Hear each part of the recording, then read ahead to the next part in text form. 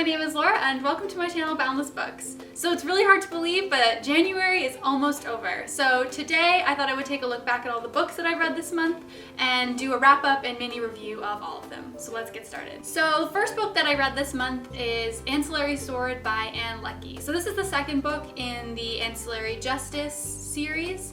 I read Ancillary Justice last month and I loved it. The second book was also pretty good, but definitely not quite as action-packed and intriguing as the first one. Ancillary Sword continues on Beck's story, and Beck is a AI consciousness trapped in a human body, except now Beck is a fleet captain and controls her own warship. So this story is more of a political drama, and a lot of it has to do with diplomatic relationships that Beck is trying to negotiate and navigate. And while all this is going on, Beck is still trying to negotiate the two different warring sides of the leader of the Radic Empire. So overall, I would give this book a 4.5 out of 5 stars. Really enjoyable. You should definitely read it if you like the first book a lot, but just not as exciting, suspenseful, and I would say innovative as the first novel. The next book I read this month was one of the books actually that I mentioned in my top anticipated books of 2016, and it was Sword and Verse by MacMillan. So I'm not gonna lie, I was pretty disappointed by this book.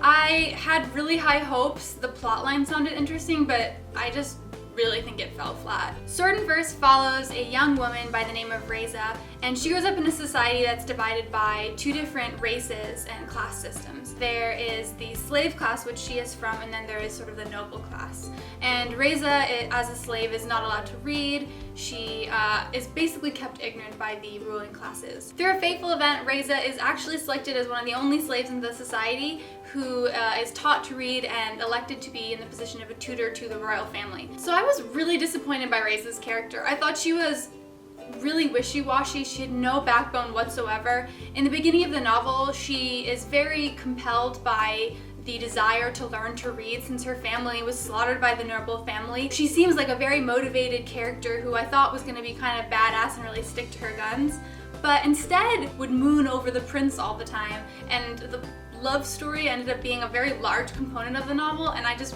really wasn't interested in it. Both of the characters in the love story kind of sucked, to be honest. Like, their personalities weren't great, and I just wasn't really compelled to learn about them or to root for them. Overall, I would have to give this book a 2.5? No, a 2 out of 5 stars. I really didn't like it. So the next book I read this month is Passenger by Alexandra Bracken. And I actually did a full review of that book, so if you are intrigued and want to learn more about it, click on the link right here and go listen to my full review. But I will say, I really liked that book. This was probably my favorite book that I read this month. It started off a little rough, but I think it lived up to a lot of the hype and my expectations for it. So I would say definitely check that out. The next book I read this month is The Hunt by Donna Augustine. So this is the next book in the Wild series. I read The Wilds probably a few months ago, and I thought it was pretty decent. I was engaged throughout the whole book. The Wilds follows a young woman named Dahlia who is growing up in a dystopian world where plague has pretty much decimated the population. Everyone who was infected died off except for a very small few, Dahlia being one of them. She grows up in this institution where she's kept from society and experimented on. And in the first novel, she breaks out and enters the wilds. The second book in the series was a hot mess. I felt like it was just a genre mash. It had pretty much every kind of YA novel represented in it. It had a dystopian society where people had been decimated by plague. It had werewolves. Why the hell were there werewolves? It also had like fairies and aliens and like it just magic systems as well. It just really had no idea what it was doing. Totally lost interest in the second book. I finished it, which I'm almost ashamed to say that I finished it because why? Why did I stick with it? Overall, I would give this book a 1 out of 5 stars. It was just so unfocused and it really didn't have any idea of where it wanted to go or what genre I wanted to be in. I was okay when it was a story about the plague and that decimating society and this one character who managed to survive, but the second all these other elements started to appear and none of them were resolved, I just was like, done. The final book I read this month is Nameless by Jenkins. And this book follows a young woman named Zoe who is from a clan called the Wolf Clan. And her clan is basically being killed off and decimated by this very large militaristic clan called the Ram Clan, and they're basically determined to kind of steal the food and the land from all these other neighboring clans. To combat the Ram, Zoe goes undercover and acts as a healer and sort of a servant within the Ram clan. So what I really liked about this novel is that there weren't really any truly bad characters or any truly good characters. The author really explores this idea that there's no sort of binary world where there's evil and good, that there's some characters who seem evil off the bat but will do good things or struggle internally with the actions that they're going through. And then there's characters who seem to have a just cause but sort of do things that compromise other people in the course of what they believe to be the right thing. So I liked how this book was a little bit more like the real world, where there's no good and evil. There's something that's a little more complicated that lives in the middle. So overall, I would give this book a 3.5 out of 5 stars. I thought it was very enjoyable. I'm dinging it a little because I thought that some of the writing style was a little rushed and could have had a bit more detail and a slightly slower pace so we could get to know the characters a little bit more.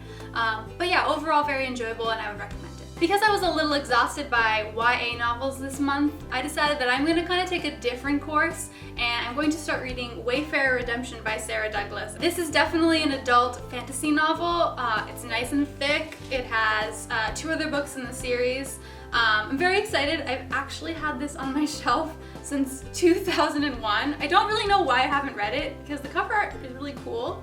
And I've read other books by Sara Douglas and I've enjoyed them. I don't know, I think I actually forgot about this book and it just sort of lived and got slowly buried by more books. So I'm gonna start this this weekend actually, and I will let you guys know in the next video what I thought of it.